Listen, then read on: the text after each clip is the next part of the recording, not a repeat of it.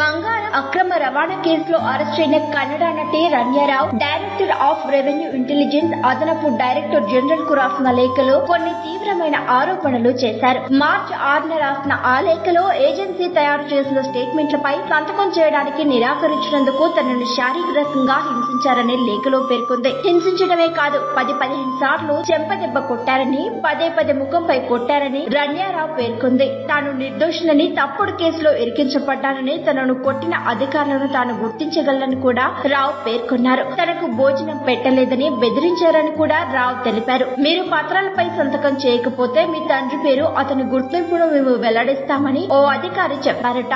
అయితే అతనికి దీంతో ఎటువంటి సంబంధం లేదని మాకు తెలుసు అని ఆమె లేఖలో పేర్కొంది. ఆ లేఖలో నటి ఆరోపిస్తూ నేను విపరీతమైన ఒత్తిడి, శారీరక దాడికి గురైనందుకు 50-60 టైప్ చేసిన పేజీలు, దాదాపు 40 ఖాళీ పేజీలపై సంతకం చేశాను అని ఆమె తెలిపింది. పత్రాలపై సంతకాలను డిఆర్ఐ అధికారులు బలవంతంగా తీసుకున్నారని లేఖలో పేర్కొంది రన్యారావు. రన్యారావు ప్రస్తుతం జైల్లో ఉంది. ఆమె సీనియర్ ఐపీఎస్ అధికారి డీజీపీ కె కుమార్తె.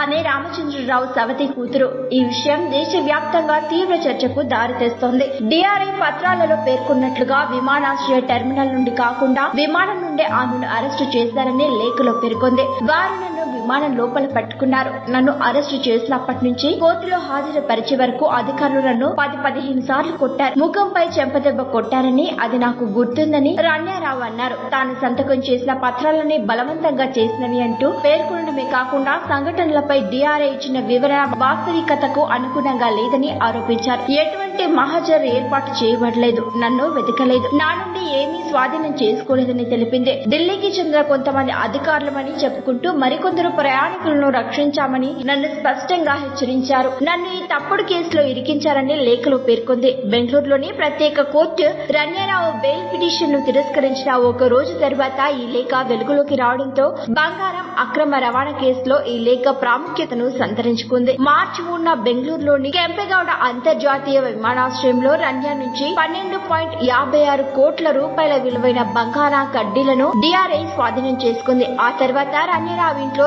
2.06 కోట్ల రూపాయల విలువైన బంగారు ఆభరణాలతో పాటుగా 2.67 కోట్ల రూపాయల విలువైన భారతీయ కరెన్సీని కూడా స్వాధీనం చేసుకున్నట్లు అధికారులు తెలిపారు.